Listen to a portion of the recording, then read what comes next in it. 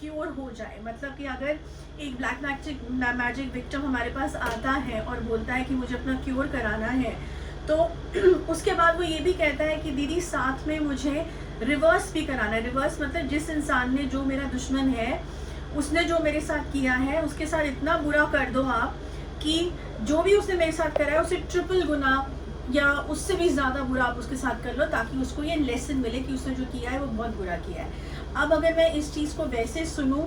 As a normal human being, कि ये normal human emotion है कि हमारे साथ कोई जब बुरा करता है तो हमारा मन भी करता है कि उसके साथ बहुत ज़्यादा बुरा किया जाए, तो ये डेफिनेटली बहुत नॉर्मल इमोशन है। एंड आई अंडरस्टैंड कि इस फीलिंग से हर कोई गुजरता है एक बार, ठीक है ना, कि जिसने हमारे साथ बुरा करा है उसके साथ भी बहुत बुरा हो जाए, या हमको मौका मिले तो उसका बहुत बुरा कर दें। ओके, बट मैं ऑलवेज ये चीज़ कहती हूँ, ये समझते हुए कहती हूँ, और मैं इसलिए कह रही हूँ, सिर्फ कह नहीं रही हूँ, मैंने ये चीज़ खुद भी भुगती है, खुद भी महसूस करी है, झेली है। जो लोग मेरे एक्स विक्टिम्स हैं या मेरे एक्स ऑडियंस हैं उनको ऑलरेडी पता है कि मैं खुद एक ब्लैक मैजिक विक्टिम रही हूँ, जिसपे मैंने किताब भी लिखी थी, कॉर्पोरेट चिक turns into a spiritual healer. उसमें मैंने अपनी लाइफ के बारे में एक सेमी ऑटोबायोग्राफी लिखी है, जिसमें मैंने बताया है कि कैसे मैं कॉर्पोरेट फील्ड से थी, मेरे साथ क्या क्या हुआ था ब्लैक मैजिक में, और जब मैं बिलीव नहीं करती थी और कैसे मैं इस फील्ड में आई। रीज़न मैं ये इस बुक को इसलिए मेंशन कर रही हूँ ताकि जो ऑडियंस है वो ये समझ पाए कि ये सिर्फ मैं बोल नहीं रही हूँ, जैसे वो कहावत है ना, it's better said than done, वो मेरे साथ नहीं है। मैंने ये सब चीज़ें खुद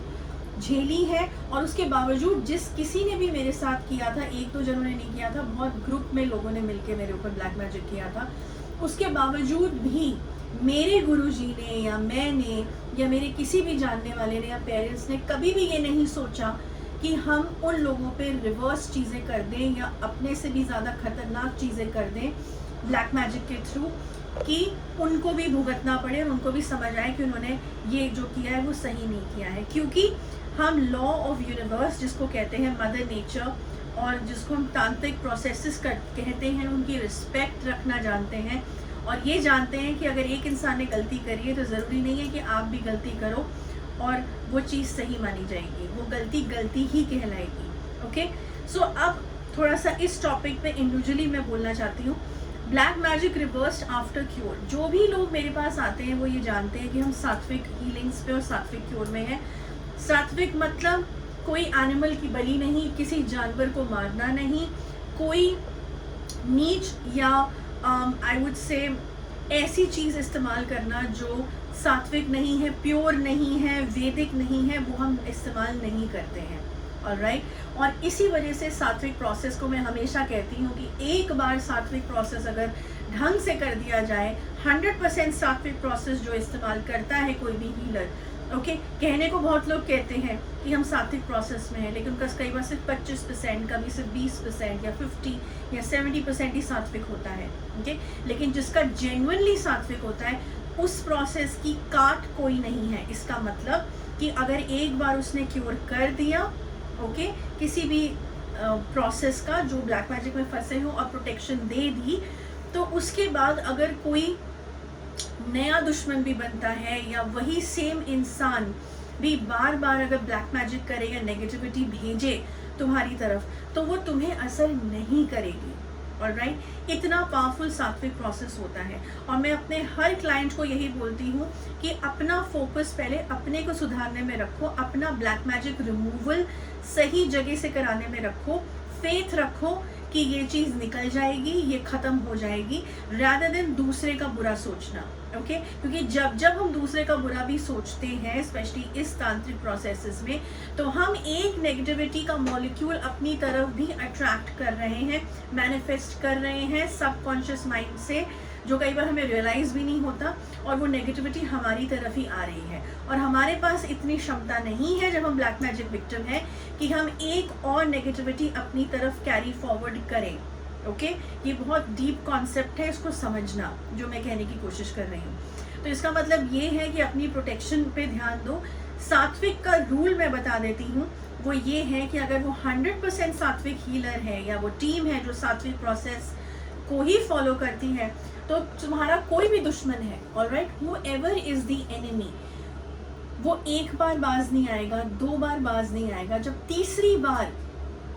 भी वो बाज नहीं आएगा, तो जब चौथी बार अटैक करेगा ना, या तीसरी बार को एंड करके दोबारा करना चाहेगा, तो ऑटोमेटिकली जो पॉजिटिव एनर्जीज की शील्ड बनी है चारों तरफ, तुम्हारे जो रिमूवल हुआ है, जो प्रोटेक्शन मिली है, उसकी वजह से उस पे ऊपर अपने आप चीज़ें जो हैं वो बैकफायर हो जाएंगी। बैकफायर मतलब उसे अपने आप सज़ा मिलना शुरू हो जाएंगी,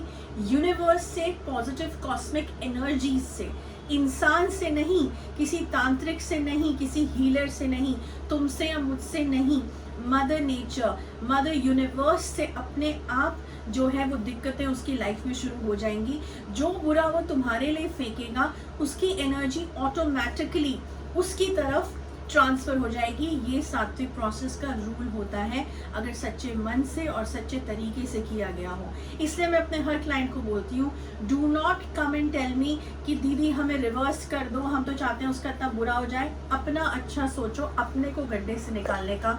कार्यक्रम के बारे में सोचो, दैट इज़ वेरी इंपॉर्टेंट। और रिवर्स कभी मत करना किसी का। अगर मेरे पास नहीं भी हीलिंग के लिए आते हो, कोई अगर तांत्रिक बोलता है, क्योंकि बहुत सी वेबसाइट ऐसी खुली हुई है जिसमें बोलते हैं हम रिवर्स करेंगे, और तुम लोग बहुत खुश हो जाते हो